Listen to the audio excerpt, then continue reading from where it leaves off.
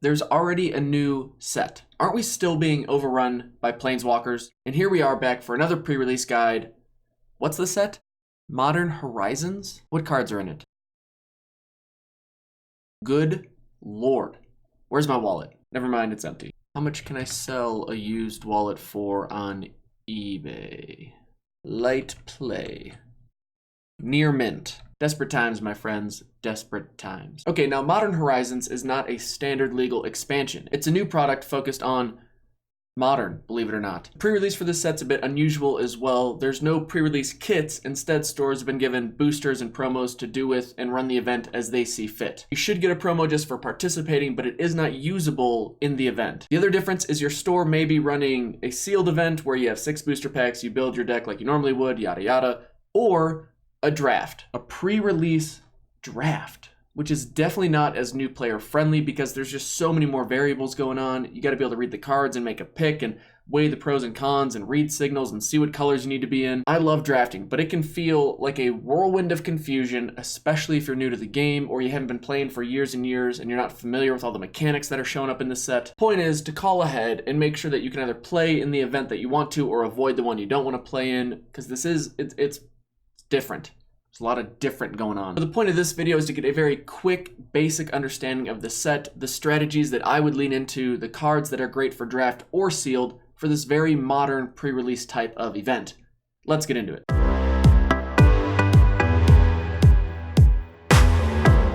To start, what mechanics are coming back? All of them. There's like 100 in this set. It's crazy. The point here is there's not a new one or select few to build around. It's about finding the ones that may synergize well and ultimately help you with your game plan. What 2 color pairings work? All 2 color pairings work. Great.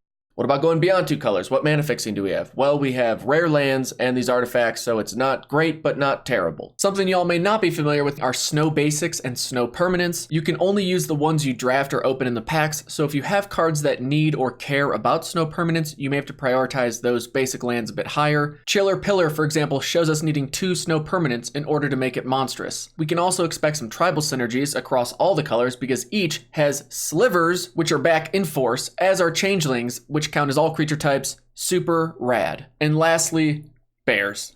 Onto the archetypes, which of course the gold cards help us understand best. Blue-white flyers is always a solid strategy, but in this set we also get some blink and ETB effects, stack up on evasive threats and removal to complement that game plan as usual and take advantage of whatever ETB effects you can scrape together. White-red does white-red things like turning creatures sideways. It's Boros. Nothing has changed. They just charge in, attack, and then attack some more.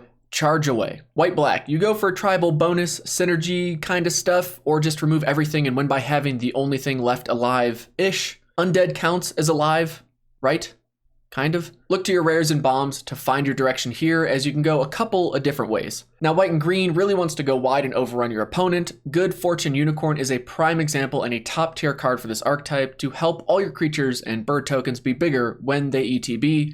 Go wide, swing life away, best of luck. Blue-black ninjas looks awesome. Play early evasive threats, yell ninjutsu at the top of your lungs every combat thereafter, and win with this sneaky sneak value from your creatures. This guy gets it.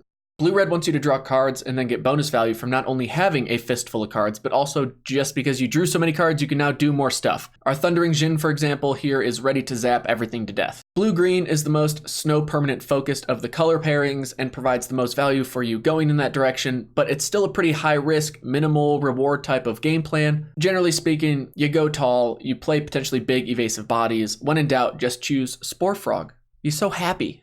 Black-red has goblins in both colors looking to do whatever it takes to win, even if it means fleeing their own across the battlefield, and there's even a black-red ball lightning, which means at the very least this color pairing will be a lot of fun to play.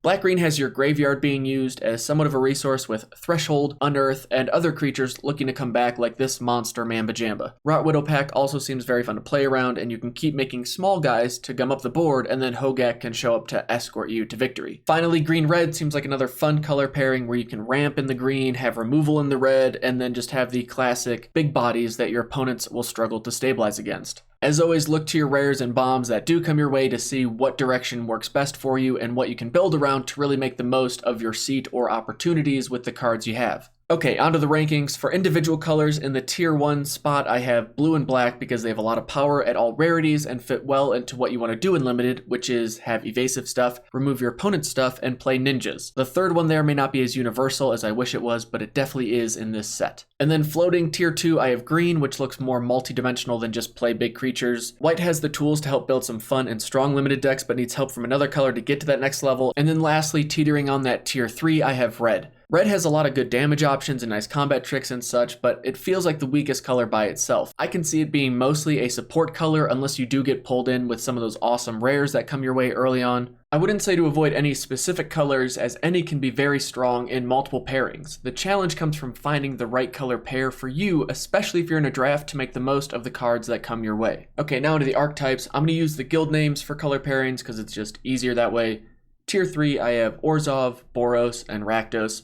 Tier 2, more middle of the pack, I have Azorius, Simic, Golgari, and Gruul. And then Tier 1, I have Selesnya, Izzet, and Dimir. Because I think these decks look fun as well as powerful and have the tools to play out in a more consistent manner with threats that need to be answered early and often.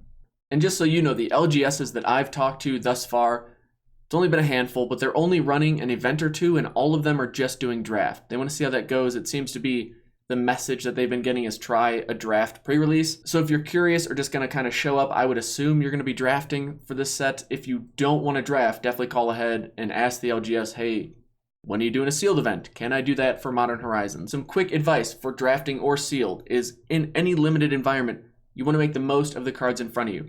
Don't tunnel vision on one card or one rare or one bomb. Find the colors that you have the highest card quality in and make those work. A lot of people get caught up on trying to make that one crazy bomb rare work, and it doesn't, and it just leads to not having a great time. And pre-releases should always be a great time, even if they're crazy like this Modern Horizons one. I won't be surprised if I see people value drafting as well, because it's somewhat of an unprecedented type of event, especially if you're new to the game. With this being close to a Masters type of set, there's definitely going to be people there value drafting and focusing on those cards that they want to use outside of this event, that they want to throw in their commander decks till they get banned. I kid. Sort of. Okay, so are you planning to go to a pre-release for this? If so, let me know how it goes. Let me know if you have any questions leading up to it. I'm happy to help with that however I can. Thank you so much for watching. I hope you're well, and best of luck at your pre-release. We'll see you in the next video.